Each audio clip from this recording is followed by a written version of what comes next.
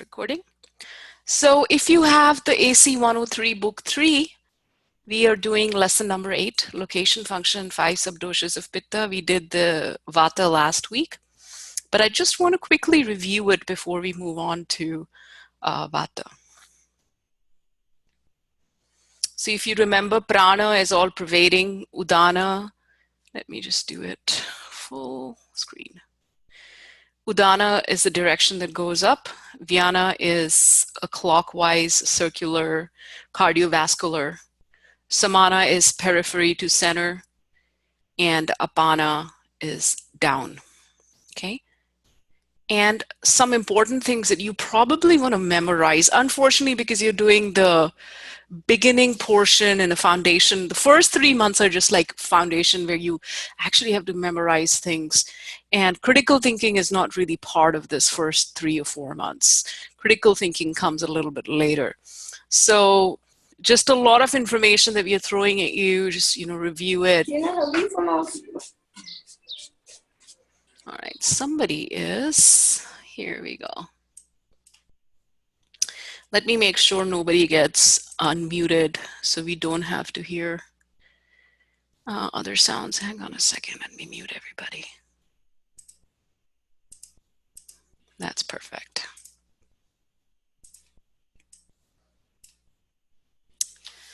So location function of 5 subdoshas of Pitta and location function of 5 subdoshas of Kapha. So we discussed the 5. If you have any questions about these 5, let me know. Very quickly, if you could tell me, where does Udana reside on the chat? Where does Udana reside?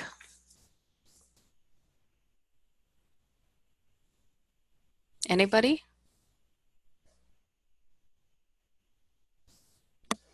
No one? Okay. Then someone tell me, where does Vyana reside?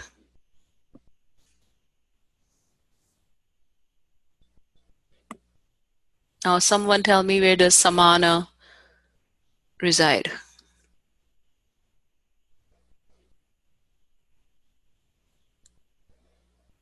Okay. Now someone tell me, where does Apana reside?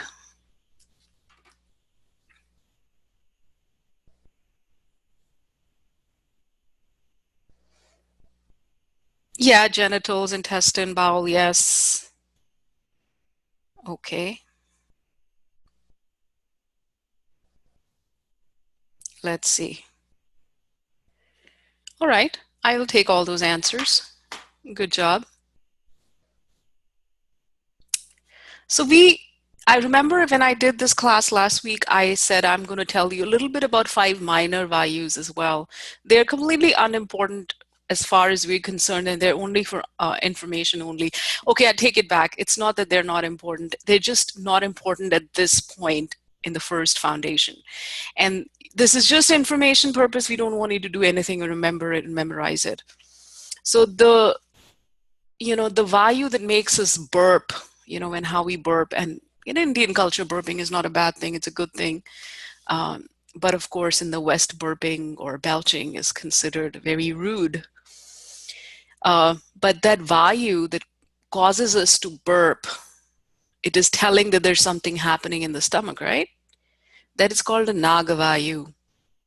Can everybody see this? You can actually make the screen bigger, especially if you're on your iPad. You could just pinch it. Hopefully everybody knows how to make their screens bigger. If you're on a computer, you cannot do that, but if you're on an iPad or phone, you can. And then you have a vayu, kurma vayu, for blinking. So now how every second our eyes are blinking every few seconds. We don't control it, but the blinking of the eyes also has really a presiding deity. Then we have Devadatta Vayu. I always find, I joke with my family that Devadatta Vayu is a magic Vayu because it doesn't matter. No matter where you are, somebody's yawning on the other side and you will also yawn. It's magic, it's contagious, right? Then a Krikala Vayu is sneezing, hunger, thirst. You can't control it. And then the final one is Dhananjaya. If there was no Dhananjaya, then the body cannot decompose and become one with the earth, you know. So the decomposition of the body, how the beard also, the hair on the beard keep on growing, even the nails keep on growing a little bit up to 48 hours after death. That is all Dhananjaya. So if you have never really seen a dead body, something, you know, someone comes and confirms a person's dead, and you might see that they might have a little beard or the nails have grown or anything. That is Dhananjaya, because that is part of the decomposition process. But the prana, the life is left. And then we did the 5. So Vata is the king of doshas.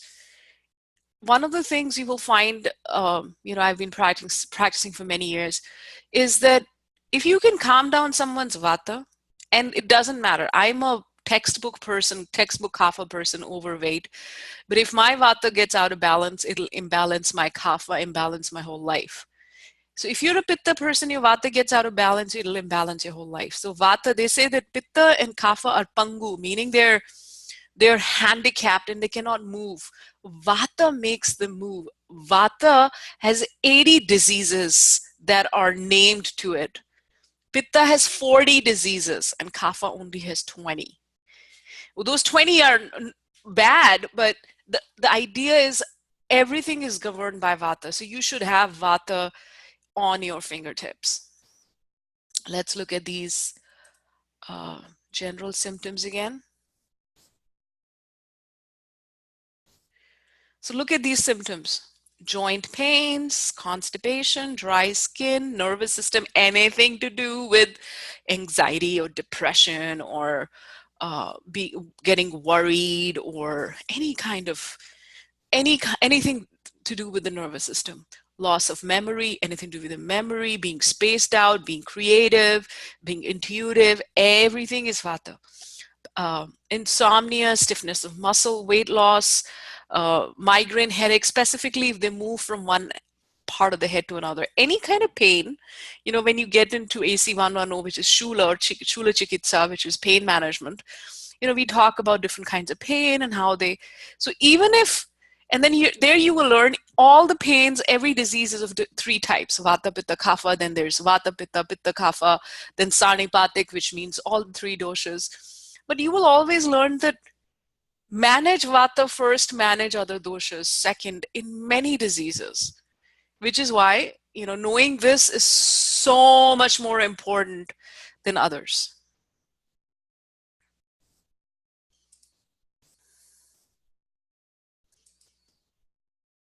So if you look at page 37 of your AC 103 book, there is location functions of secondary Vata, right?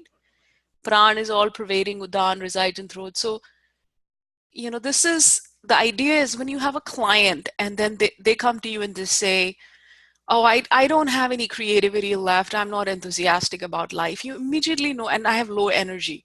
That means their prana is low. They say that, you know, their voice is very low. You automatically know that their udana is affected. And Vyana, you automatically look at these symptoms: perception of taste, sweating. Oh my God, there's all these symptoms. Please read them. Samana, of course, malabsorption. I have a client coming who cannot eat anything. Pretty much, he's surviving on broth tomorrow morning. And yeah, so I talked to her on the phone. I haven't met her. She just said, you know, I'm into acupuncture. She said, try Ayurveda. I don't know anything who this person is. I have not seen her forms. I've talked to her on the phone for 2 or 3 minutes. That's it. I already know before she's going to walk in to my office tomorrow that her pran is low because she sounded not enthusiastic. I already know that there's a there's a udana issue because she sounded very, the voice sounded kind of raspy, and she said, I don't know, maybe I'm having some allergies, but I don't think so. And then the samana and apana are completely gone. So even before she walks in, I know it's a textbook case of vata imbalance. So do you know what I'm saying? So you already, and it might be something different, But I already have an idea what is going to happen. And of course, I haven't looked at her or anything, but she already told me her issues are to do with chronic malabsorption, which is samana. Samana is absorption of nutrients, and then of course apana. And let's look at hetus. Somebody comes to you, they say, oh my God, I have malabsorption or constipation or diarrhea or whatever they may have. The first thing, they're not going to say, I have udana vayu issue or apana vayu issue or whatever. They're going to tell you their symptoms. So here's a chart, print it out, paste it on wherever you learn or however you do it. So this is, in this AC 103, we are going to getting a little bit into clinical Ayurveda here, just the beginning. Look at the symptoms. A person has low energy, fatigue. Let me see if I can make this bigger.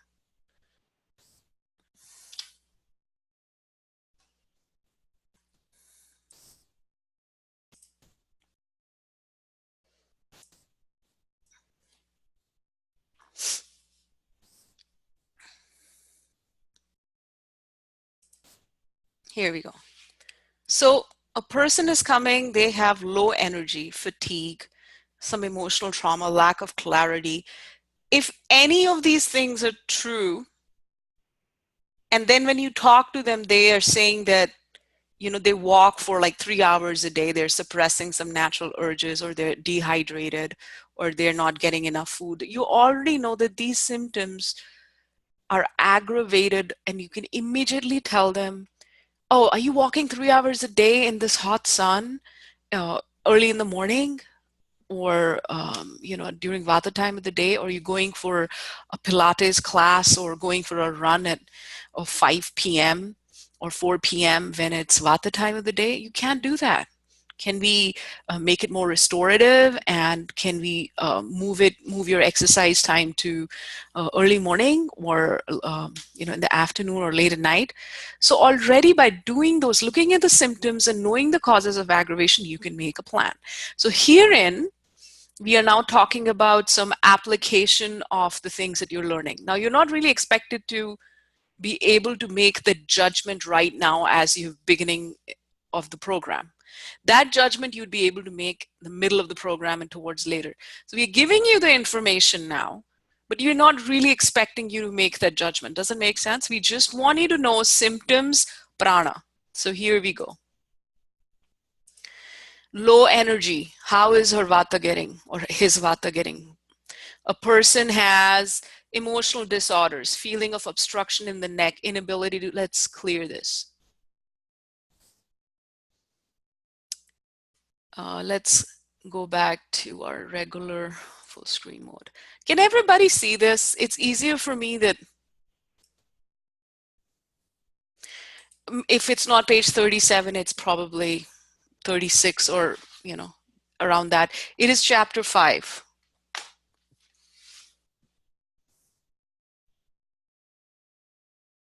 It's chapter 5. This is your AC 103, book 3. Are you in the right book?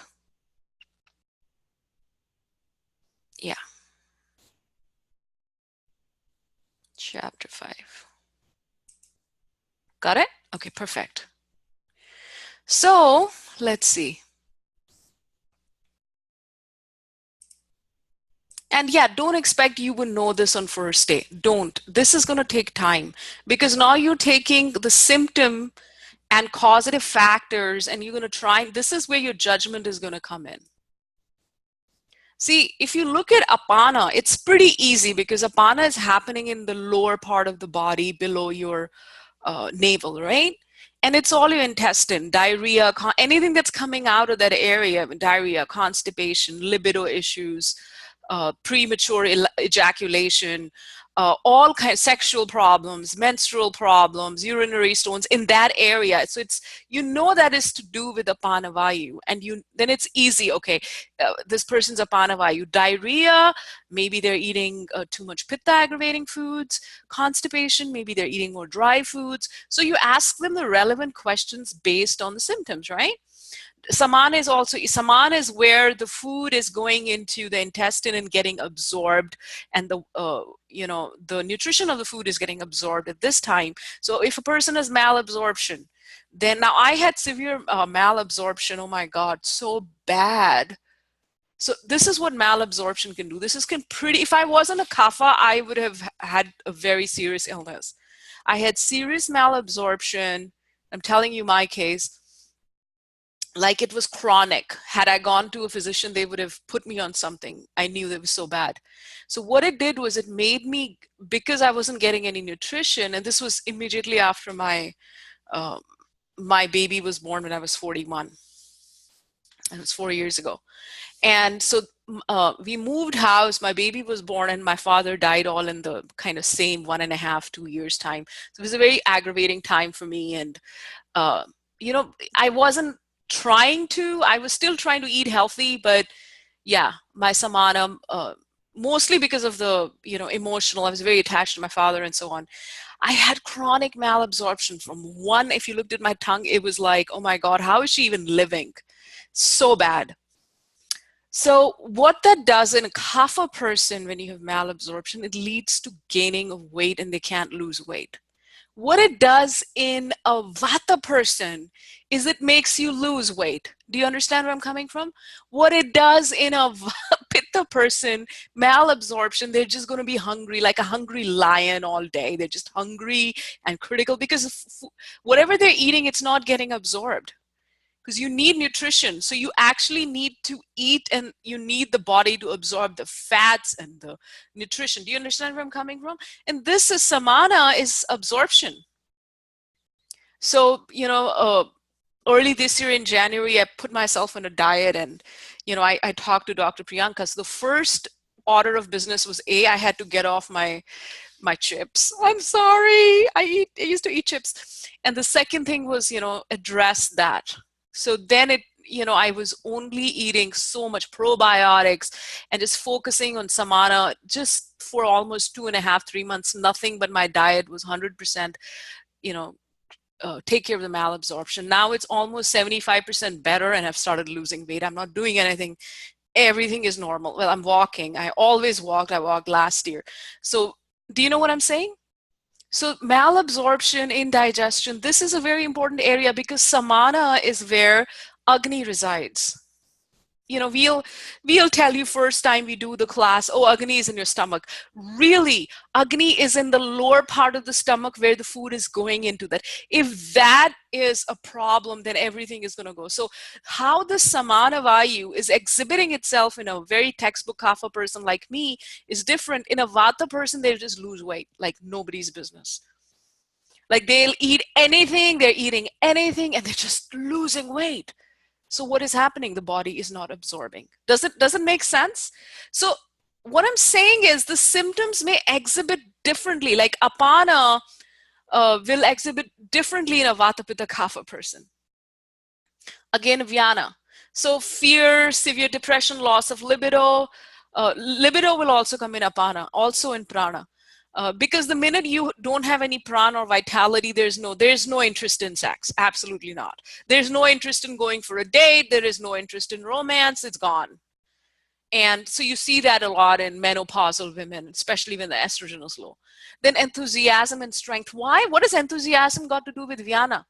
Vyana resides in the heart. Heart is where Atma resides. Heart is where the soul resides, where Paramatma, where Supreme Personality of Godhead resides, the divine resides in our heart. So all our enthusiasm for life, in fact, if someone is depressed, it is not about the mind, it is about the heart as far as Ayurveda is concerned. Of course, there's, the clinical depression part where someone might have serotonin issues, but that's a small percentage. And Vyana is, all depression issues is about heart chakra as far as we're concerned. Is it making sense where I'm coming from? So when a Vata person, so I want you to know, this doesn't mean this only applies to Vata person. It applies to Vata, Pitta, Kapha. However, they will immediately show up as symptoms in a Vata person. Pitta person, they might show up only 50%, and Kapha person, they might show up only 25%, but They will aggravate, Vata will aggravate Kapha in a Kapha person. Vata will aggravate Pitta in a Pitta person, and Vata will aggravate all the 5 Vatas in a Vata person. Is it making sense? I mean, just like, let's look at Udana. I'm going to tell you a little story of Udana. I know I'm kind of repeating things from last time, but because Pitta is super easy, it's all clinical, except for, I would say, a little bit of Alochak Pitta, not so clinical, but it's all clinical. It's stuff in the body, right? So Udana, I mean, there was a lady, and she was Italian, and she came to me, and her husband used to, was kind of emotionally abuse her, and she couldn't, and he didn't mean it apparently, and then he, for about 30 years, she couldn't tell him how she felt, and then she developed thyroid cancer, and then her thyroid was removed, and after her thyroid was removed, he died, and then her health improved like nobody's business. Like, she was almost 60 something, and then she came to me, and she was a picture of health, and she said, because I spent 30 years not saying anything, that's what this is how she comes to me and said, because she understood that her Udana, she didn't use the word Udana, but she understood that her inability to communicate, that whatever was happening between her and her husband led her to have a disease. And so this was something that she wanted to talk about, and that affected the thyroid. So, people sometimes will tell you intuitively, and we have to understand what they're trying to say. It's almost like being an Ayurveda counselor is like putting a story together. So you're wearing the hat of almost like a little bit hat of a person who's going to give diet and herbs and almost it's a counseling job, right? You're going to counsel them. So one thing that I've had, when you're really young, when you're 20, 21, you really don't have life experiencing. What counsel can you give? So I mean, life experience, if you're mature and you've had suffering yourself, and then I think you could give a lot more in your counseling session. Not to say that, young people can't do it, but you know where I'm coming from? Life experience, because you're kind of counseling them. Is everything clear here? Can I go to Pitta now?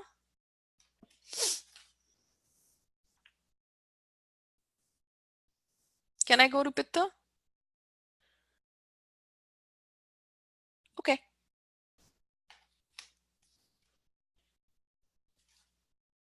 All right. So Pitta is easy compared to Vata. It's not so esoteric, really. Pitta, you have your navel area. Now, navel, I mean, anatomically, if you look at it, there's think about the abdominal aorta. Think about the fact that this is an important area, and, as far as the circulation of blood is concerned. This is an important area energetically because you have a very important chakra. One of the Maha chakras are here. And there's one Maha chakra. Maha means the great one. So you have 7 chakras. Out of the 7 chakras, the heart and the navel region are the most two, and the top of the head. They're the most important 3 chakras. If we can balance these 3 every day, life is good. So navel is the seat of Pitta, especially when you're talking navel. If you move a little bit right to the navel and just a little bit up, that area is mostly Pitta in the right side. It's just basically your liver region. And so liver, blood, eyes, and skin. But it's predominantly in the navel. And I'm going to go straight to because I want to do this presentation.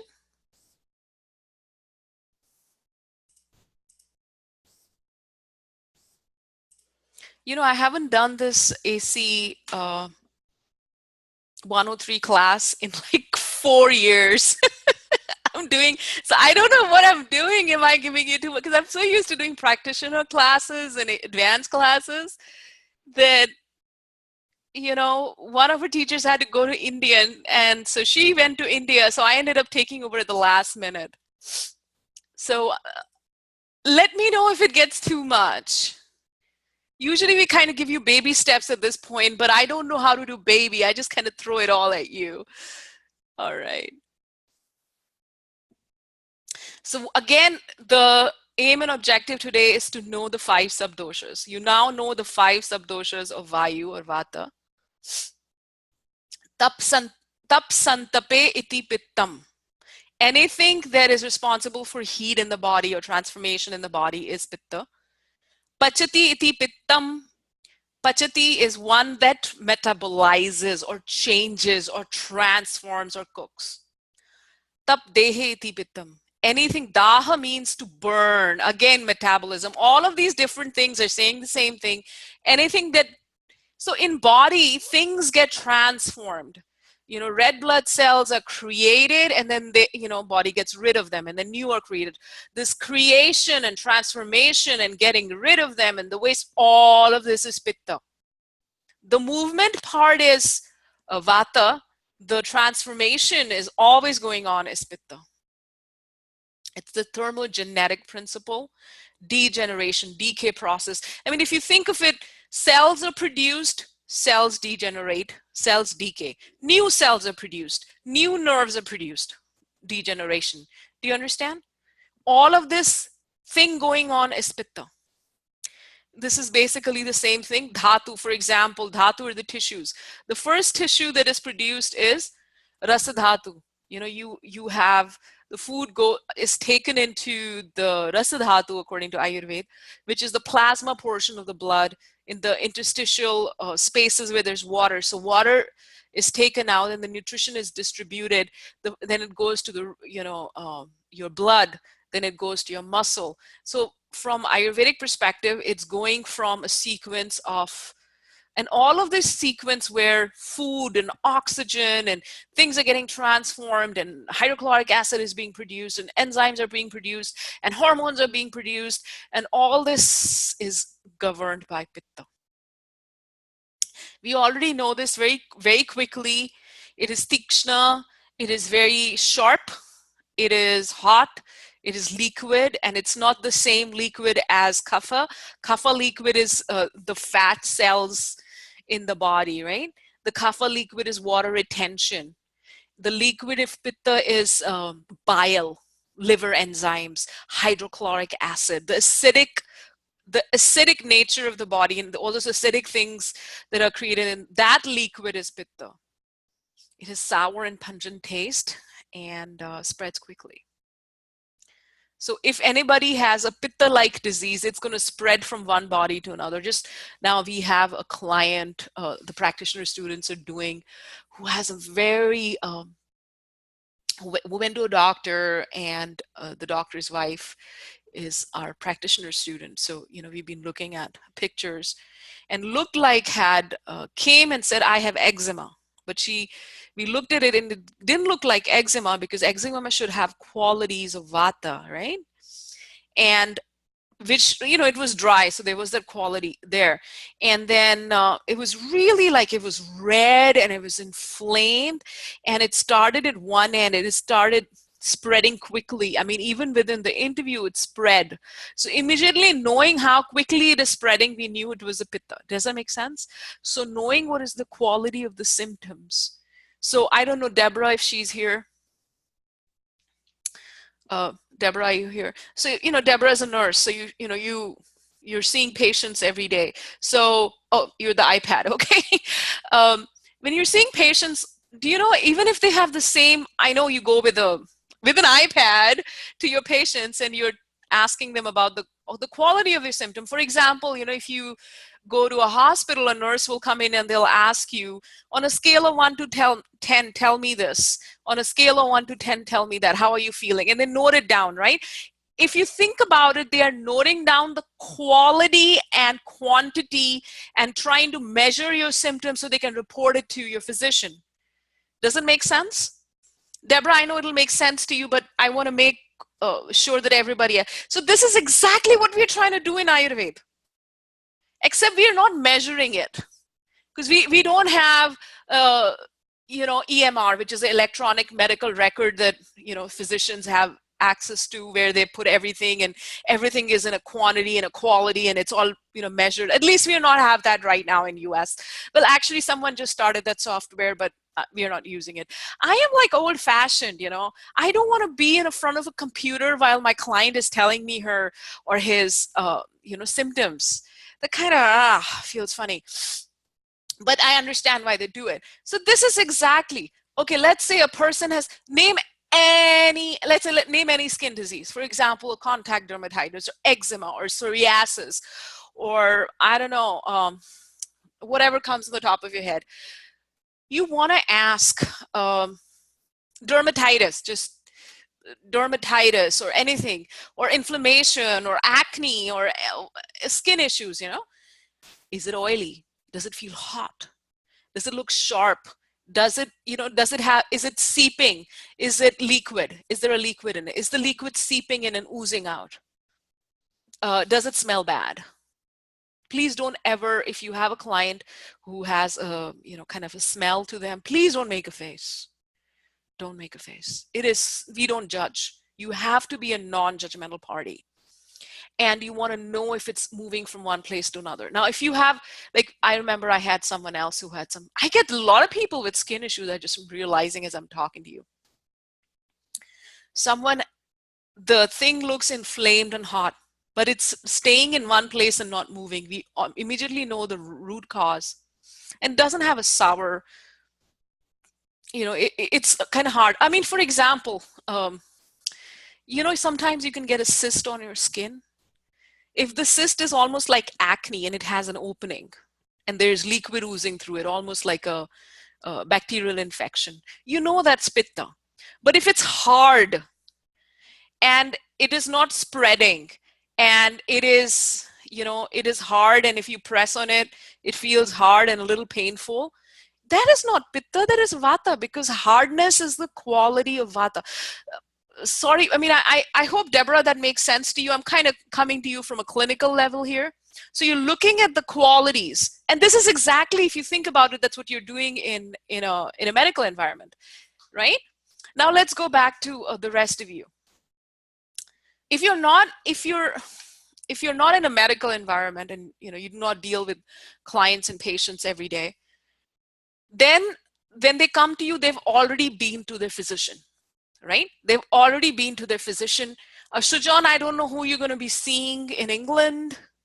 Maybe you would have patients coming out of the, you know, you work at NHS, right? That's the National Health Service. Is that correct? National Health Service in England, and it's free. They don't pay for nothing. Oh my God. Yep. No, I have another friend. He's a physician, and he's a surgeon and a physician, and he did the practitioner program with us, and he's awesome. He's become a very good friend. And I mean, before his practitioner program was through, he had like 2,000 more clients and patients than me. I'm like, how are you doing it? He said, well, you know, I just do surgery on them, and then they come to me for Ayurveda, and then they bring their whole family, then the family brings more family. And he had 5,000 people in a year. I'm like, how are you doing that? So, but it was really interesting when you have a nurse or a physician, because they put a really beautiful perspective on things. And I have learned things from Andrew, our people who are coming in from different backgrounds. We have two more nurses, Mandy, who works in a psychiatric ward, and then we have someone who works in, I think, emergency. I mean, I have like 7 nurses as students. Anyway, so the point is they bring that very beautiful perspective, and then Ayurveda, they kind of integrate it in their own. So you will also find that's happening with you. But the negative here, Deborah, is you have to stop thinking clinically. After saying all of this, you can't think clinically with Ayurveda. You have to look at the whole picture. So you do the clinical, but you look at the whole picture before you do the clinical. So those of you who do not have a medical background, oh, great, because you can look at the whole picture. You're not bound by your own training, where you have been trained to look at only symptoms as a standalone thing that is happening to a human being. Does it make sense? Is it making sense where I'm going with this? So think of when someone is coming to you, whatever issue they have. Just to give you an example, oh my God. Let me ask you, has anyone had dandruff? Seborrheic dermatitis, dandruff, or you know anybody who's had dandruff? So it can be 3 types. So dandruff is dandruff, you know, there's some vata quality to it, but you can have dandruff with pitta qualities and you could have dandruff with just regular vata qualities. You know, when there's the head feels hot and there's sharp pains and there's stuff coming out, I'm not talking about the skin, and it started in one patch and it's moved very quickly, you know, there's pitta involved. But if it's only dry and the head doesn't feel hot and the hair feel dry, so if it's a pitta kind of dandruff, you know, if there's seborrheic dermatitis, or if it's pitta kind, then the head would feel hot and the hair would be oily. And you know, the hair would smell kind of funny with the sour and pungent taste. And if it is just vata kind, then the hair will be super dry. You have to put oil on it. Does it make sense? Where I'm going with the gunas. So gunas and qualities, I told you last time, and I'm telling you now, you have to know the gunas of the vata, pitta, kapha. If you know the gunas, 70% of the problem solved, you'd be able to do it, because the chikitsa part, which is the protocol for vata, pitta, kapha, you can just have them pre-printed. Oh, this person has a pitta issue. You already have printouts that you can give them.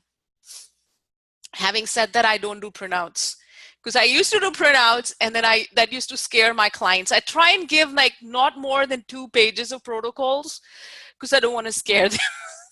Then I do have pitta clients who want more protocols, so then I'd give them printouts. Seeds of pitta.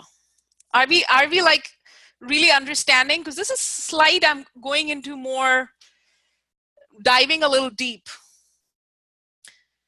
All right. Stomach, eye, skin. We talked about that.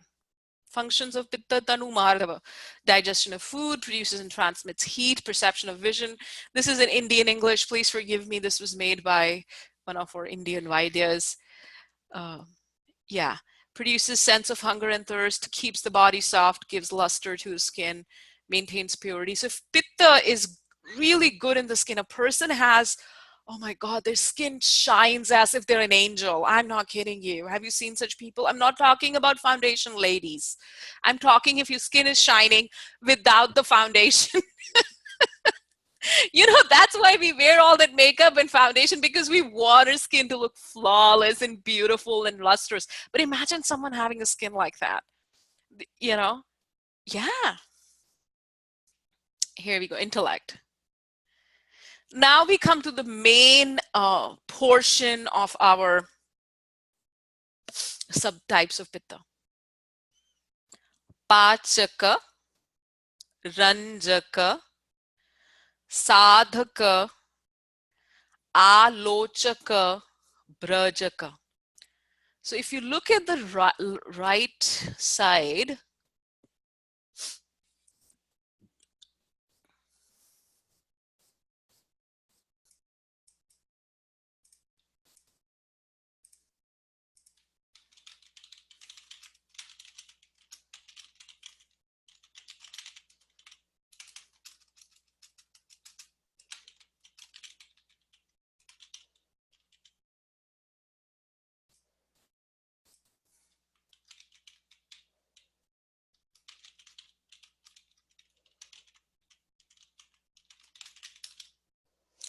I'm just taking the first one and breaking it down for you. This is not a 100% correct Sanskrit translation, but I'm trying to give you something that will make you stick, but it's very similar. So we said the umbilicus area, the navel area, it's important. I mean, think abdominal aorta, think, you know, think kidneys, think large intestine. That entire area is so important. Think enteric nervous system.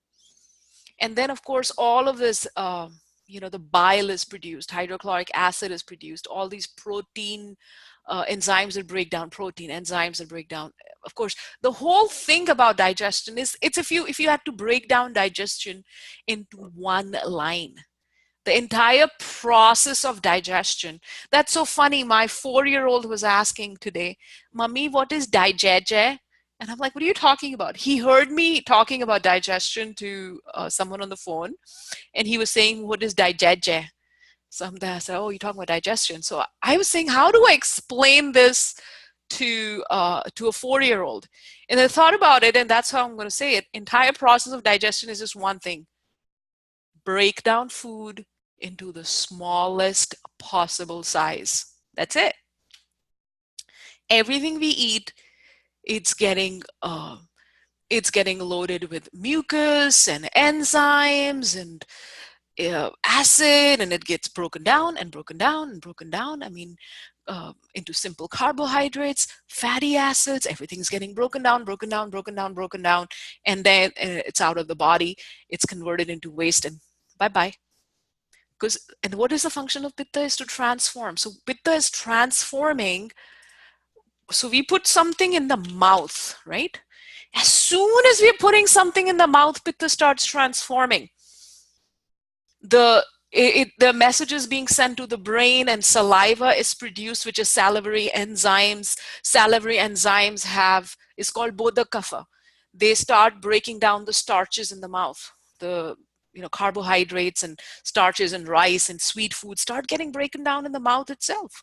Even before they reach your stomach, the breakdown of Pitta has started. And then as they go down and they have reached stomach, as soon as you start the chewing process, very quickly a message is being sent to the brain and the stomach, and the acids are getting produced because in anticipation of food that is coming. The food is going to go down, and voila, you have all this acid, and then there's coating of kleda kapha or the mucosa linings protecting the stomach from being eaten alive by that acid that is being produced by Pitta. And then the food is getting mixed into a bolus. That is all Pachak Pitta. And then that is going through the duodenum into the intestine, all Pachak Pitta. So this is what Pachak Pitta is. It is responsible for the digestion and breaking down of the food into simple. Everything we eat is broken down. So for those who've already read it or not read it, please go into, you have complex carbohydrates, you have simple carbohydrates, you have different fatty acids. I mean, everything we eat, whether it's fats or it's proteins, it's carbohydrates, everything gets broken down. All of it's Pitta. Then of course the bile is getting produced and stored, and then it's being used up. And when that is happening, that is the Ranjak Pitta. So these two are digestion. Ranjak Pitta is a little bit more than that, but just to start you off with that. And then Sadak Pitta, let's change the color to something nice, green. Oops. Sadak Pitta is our, let's change that color too. Intellect, IQ, EQ.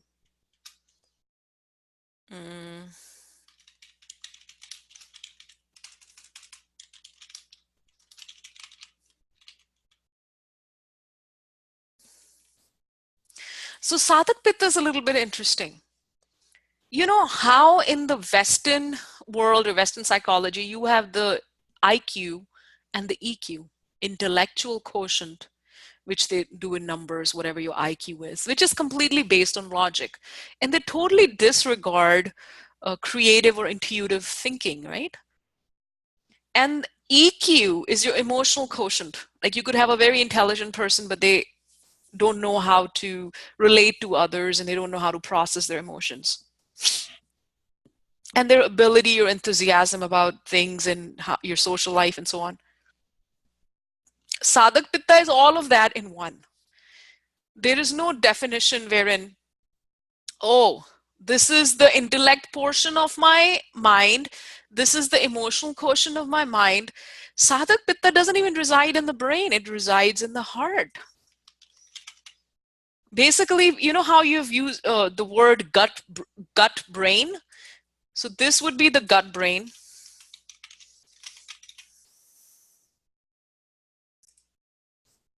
Let me save this for you guys.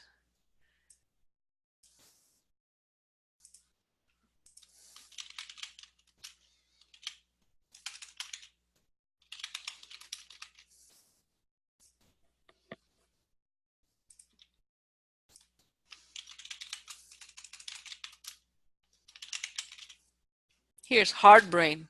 Well, if you know, there are nerves that connect to heart, and sometimes people have been given a heart transplant, and the memories of the person who died, whose heart was given to them, they have those memories and know the name. How's that possible? So heart is not just an organ that's pumping blood. That's where life resides, divine resides. Our soul lives in the heart. The divine, the size of your thumb, lives in your heart. Both of them. So this is heart is the seed of everything.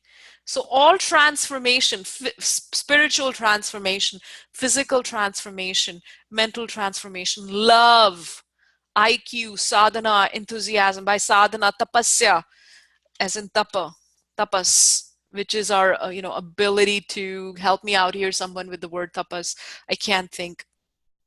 Our ability to practice, any practice, our ability to study and absorb is sadhak pitta.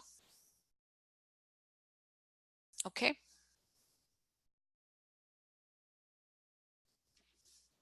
I'm either wowing you and you're like, wow, or you're saying that's so boring, or you're saying I can't understand a word she said. Give me some feedback. Okay. Let's change the color again. Let's do green. Wow. All right. Good save, Deborah. Good save. Okay. Alochaka.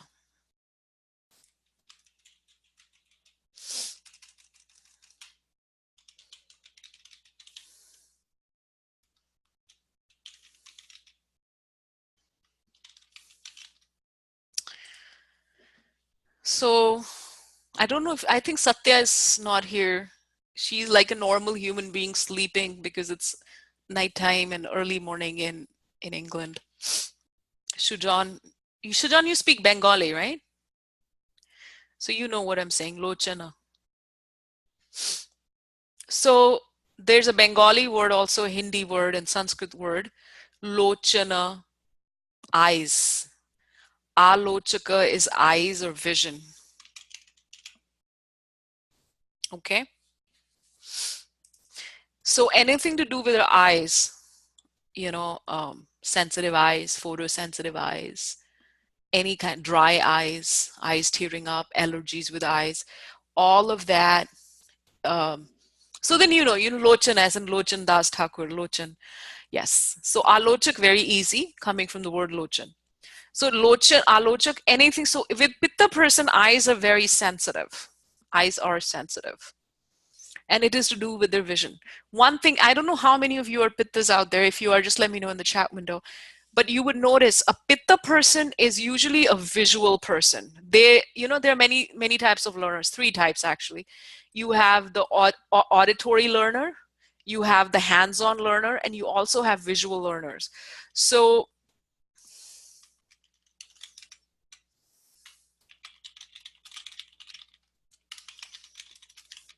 a person who's a Pitta person, and my mind is Pitta, I'm very, very visual. I learn by looking at symbols and don't even need to read anything. I just get it. But if I had to read things and do things, I don't get it. I mean, I need symbols. Yeah, we are getting a Tesla, and I was telling, I hope Tesla uses symbols so I'll know how to do. And they do. Everybody uses symbols now. But anyway, if you're a Pitta, you know what I'm talking about. They have a big sense of vision or visionaries. They're visual learners. They could be auditory, but vision is a big part. They need visual aids to that helps them. Also, if alochak pitta is very strong, then a person is very intuitive, intuition, inner vision. I mean, think of it this way. A person had a vision, I'm going to buy a piece of land and I'm going to start a Henry Ford. I'm going to start, selling cars from a catalog. And what happened? It became the biggest car company in the world at one point, before everything exploded. And they were the Ford car company, right? He had a vision, and Tesla, Nikola Tesla, Thomas Edison, these guys had an inner vision, and then they made and all of them are inventors. So they're very pitta. And if you look at pictures of these inventors, you see that big forehead. I have to send you a picture of Atul. He's so pitta, and he's an inventor too. He's so pitta. He's such a philosopher. You see that, and they're always usually balding right on the top of their head. So, and they have an inner vision. They're visionaries, they're visual learners, they have good intuition. Having said that, when a pitta is unbalanced, then the first thing that's going to go is that their ability, their vision goes. Now, I am a very, very, I have a very highly developed alochak pitta. Just to give you an example, all of us have anybody who does meditation, their alochak pitta is going to be good. Have you ever, and I know this has happened to all of you, and you can put it in the chat if yes or no. If you've been in a room and somebody is staring at you, right? You don't have eyes in the back of your head. Your eyes are on the front of your head. Someone's staring at you and you feel that someone's staring at you. There's a tingling in the back of your neck, right? And you look behind, someone is staring at you. That feeling is also alochak pitta. In some people, it's stronger. So when I was 5 or 4 years old, my dad started teaching me how to meditate, much to the amusement of my mom. She said, "Why are you teaching a 4-year-old?" I was in India, we call it nursery, which is pre-K here. Why are you teaching a pre-K girl how to meditate? And I thought I was so important. I used to meditate all for like 60 seconds, which was huge for me every day. And then she increased it to 60 seconds. Then in a couple of years, it was 5 minutes, and then 10 minutes and 20 minutes. So yeah, I've been meditating since and we start our meditation from the third eye. Alochak pitta is also your third eye.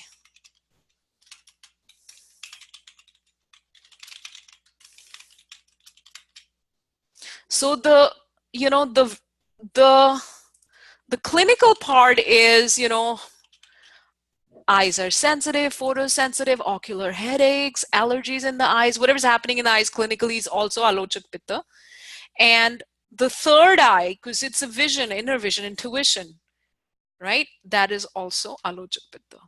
So it's not just my eyes are sensitive. It's a lot more than that. I'll tell you we're running out of time. I'll tell you such an interesting case that happened with us.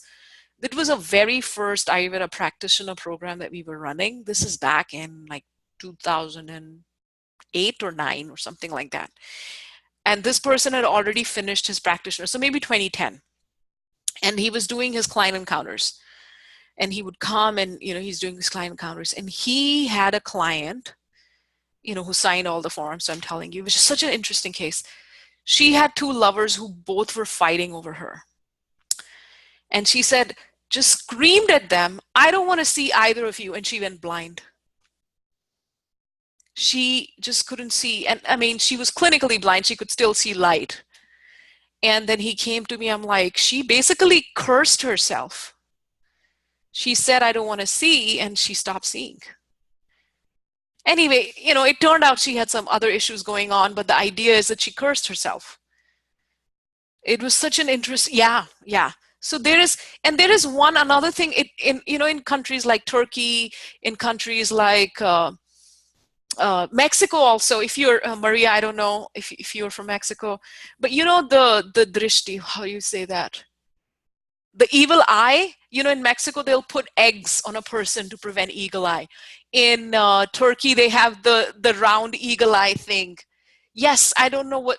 So the evil eye, what is the evil eye? Because eyes can transfer good or bad energy, like looking at someone with love or looking at someone with a negative. You know, people say, oh, that person's looking at me weird, you know, because you feel those vibrations. Because eyes can transfer good or bad or loving or evil intentions. And we also have it, and you know, my son, he makes, my teenager makes fun of me. He's like, mom is absolutely nuts. Because I will do this drishti thing. So, you know, if he wins an award, he wins a lot of awards. So I'll come and I will do all kind of things to him, you know, yucky things that he says. Not as much as egg, but we do the Indian equivalent of the drishti. And he's like, what are you doing? And then I'll do mantras. Shujan, you know, Atul will do nursing mantra or whatever. And I get that too, as well. I mean, as somebody will give me, even with, you know, even if someone's saying, oh my God, I love you, you're so beautiful, you're so beautiful, you're so beautiful, and then you have an accident and you hurt your face because somebody called you beautiful. Because it's called nazar, because our eyes have a power. That is the idea. Now, the last one. I hope I'm like, you know, what I want to do is hammer it in. I want to hammer that concept in. The Brajak Pitta is kind of, we already talked about it. Remember, I talked about skin.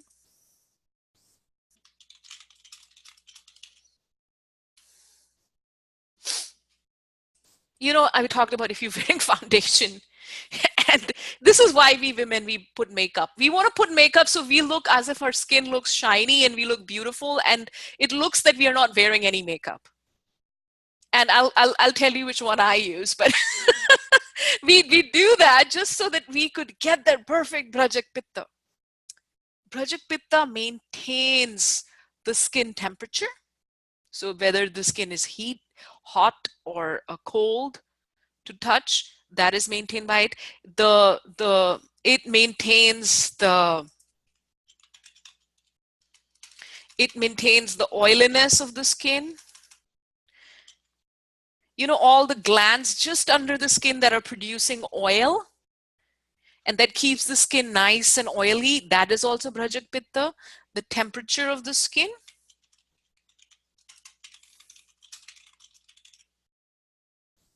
The color of the skin.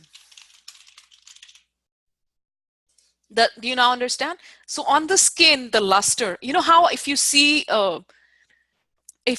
especially, I mean, with dark skin people like me, it doesn't show so much, but if somebody is white and they have a shock, you know how you just, it's so almost, for me, it's almost comical because I feel white people cannot lie. And Atul is so white, he will immediately turn a shade of red if he lies. It's so funny because I can totally lie to him, but he can't. Not that I do. But you know how you know, if you feel scared, the color just flushes out of you. You kind of become pale. Or you know, if somebody's blushing and all this color comes to their cheek. Or if you are feeling you know, the skin is regulating the temperature, so it'll make you sweat. The oiliness in the skin, how much oil is being produced by those sebaceous glands. The luster of the skin, the color of the skin, that's what I mean. Now, one of the skin you notice and I get this question every single time, so I'm addressing it even before you ask it. When a Vata person has dry skin, and they will have dry skin, their Brajak Pitta is affected. Why? Because one of the things, how do you know? Because you look at the texture of the skin.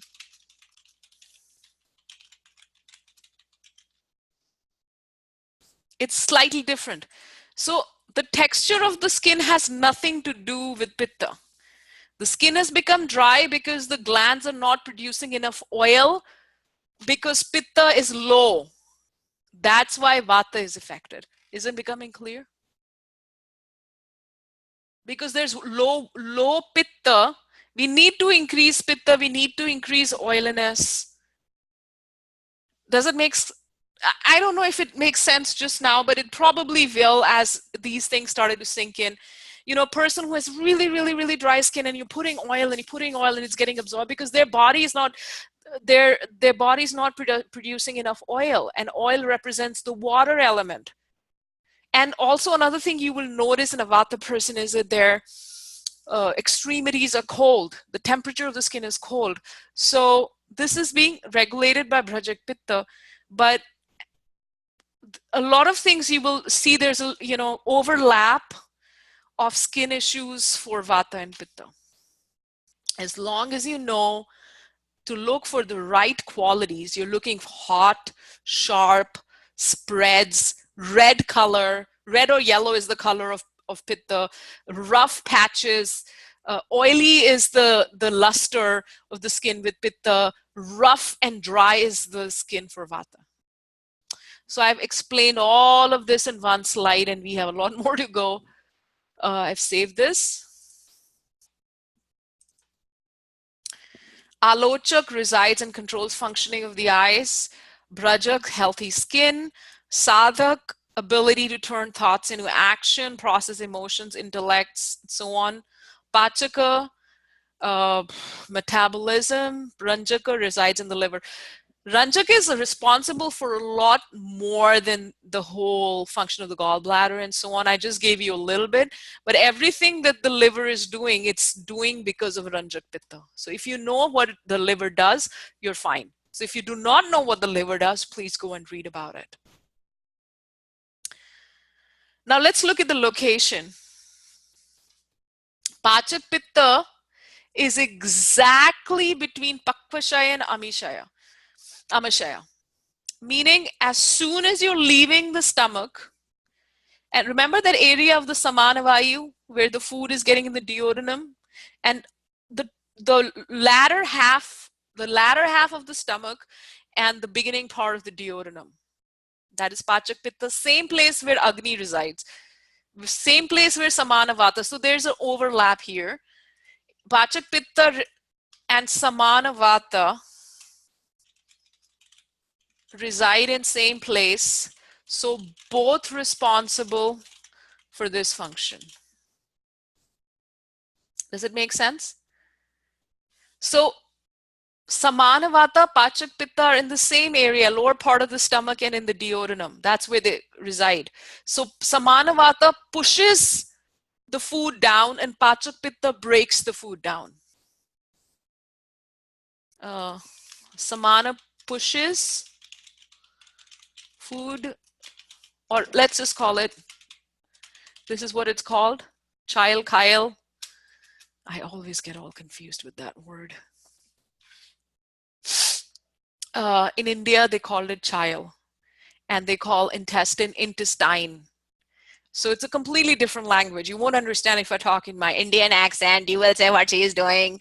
So let me not talk in that one. Samana pushes chile, and Pachaka, yeah, imagine if I was talking like that. You would have a good laugh, wouldn't you? Breaks down food. So both of them, Samana, Pachaka, are helping digestion. We haven't done this and we will do it next week, but at this point, Kapha is also doing a job. It's protecting the stomach. During the digestion time, Samana is pushing chile, Pachak is breaking down food, and Kapha is protecting the stomach. You know, the mucosa lining. So stomach, the esophagus, like just like our mouth has this mucus, spit, right? And esophagus is not lined by that. And in the stomach, you have the little things, the little fundus of the stomach, and it's connected with sphincters on either side. It is lined by this mucus, and we call that mucus kleda kapha. And the reason it's lined by that when Pachak Pitta pushes hydrochloric acid and these very acidic enzymes in the stomach, if that kapha was not protecting the stomach, the acid would burn a hole in the stomach. That's what ulcers are. So kapha's job is to protect the stomach while Samana pushes that food that is being broken down and turned into a bolus of sputum, and that's called chayal. And pachak is broken down the food. So they all, but pachak, pitta, samana, vata, and kleda, kapha, just simply vata, pitta, kapha are working together as a team so that food can be digested. So everything that is happening in liver and spleen, red blood cells are being made, then they are being thrown away. The fatty acids are being released. So liver is such a unique organ. Things are being synthesized, things are being stored, things are being released, things are being so you should go and read about the function of the liver if you don't. That is all under the purview of Ranjak Pitta. Imparts red color to the blood. Everything it's under Ranjak. Whatever the liver and spleen do is under Ranjak. Very simple. Sadhak, we talked about it. Uro Hridaya, Shiro Hridaya. Little Bengali accent there, Shujan. My Guruji is Bengali, so I spent 10 years going to Bengal. And I can read Bengali too. Uro Hridaya, you have two hearts. One heart is in your head, like your brain, and one heart is in your chest. That's what it means. Alochak Pitta, we've talked about it. Brajak Pitta imparts color to the skin, and also, whatever is the function of the skin. What is the function of the skin? It regulates the temperature. It absorbs things. It kind of helps the skin. There's bacteria on the skin, that kind of fight off pathogens so that we wouldn't get infections. So basically, all those functions of skin are being regulated by Brajak Pitta. And one of the functions is whatever you put on the skin gets absorbed inside the skin. That's why in Ayurveda, we would rather put an oil for massage, and we don't put creams. Oh my God, I had a big fight with my son's 4-year-old. I gave him a sunscreen, I have to tell you this, which was natural. So it had raspberry oil and zinc oxide and calendula. And they send it back because it didn't have chemicals in it, because the state of Texas won't allow them to use natural stuff. It made me so bad that I had to do like 20 minutes of meditation just to calm down. Now I find it funny. But yeah, so there you go. Unless it's chemical based, they won't allow it in schools. So I'm just going to put it on him before he leaves. Yeah, that's the state of schools for you. I swear. So skin, what these means, abhyanga, avagaha, parisheka, lepa, these are just Sanskrit words that, things that you can do to balance the Brajak Pitta is you can do dry massage with herbs. You can, of course, wash the skin with water. You could take a bath with salt waters, and you could put lepas on it, which is pastes, or you could do oil massages. That's what it means. Let me save this. Clear. This you already know, we did this, and this should be my last slide. Some of the symptoms that the clients are gonna come to you are, one of the thing, a Pitta person, they are so easy to spot. Like if you are taking the nadi of a Pitta person, it's a frog. It's very easy. Taking a nadi, which is the pulse of a Vata person, it disappears as soon as you touch. It's so delicate. And if you're a Kapha like me, my touch is like Thor, the hammer, I swear. So it's hard for me to find, but Pitta is so easy. You touch them, tuduk, tuduk, tuduk. It's like a frog.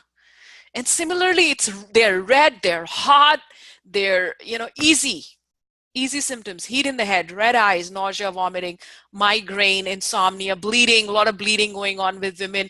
They might have very heavy duty uterine bleeding during their periods. Periods happen every 3 weeks. Liver enzymes issues, gallbladder issues. They won't have hypotension usually, they'll have hypertension.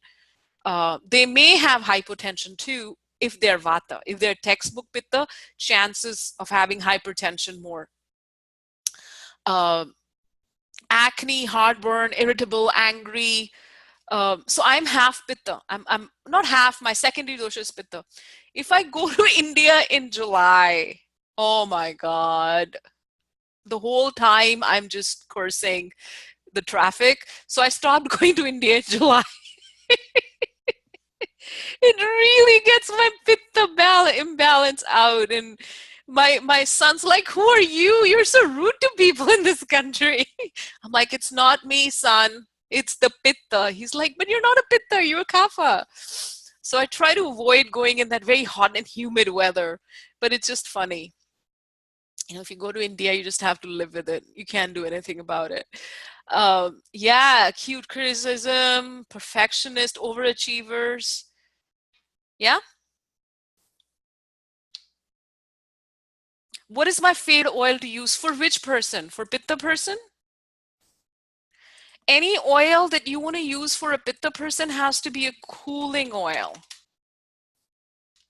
So if I'm, for example, if I get a person who gets migraine or headaches, then I might use Brahmi coconut oil on that Pitta person to cool them down. If it is a Vata person, I might put like a Mahanarayan or a Balashwagandha.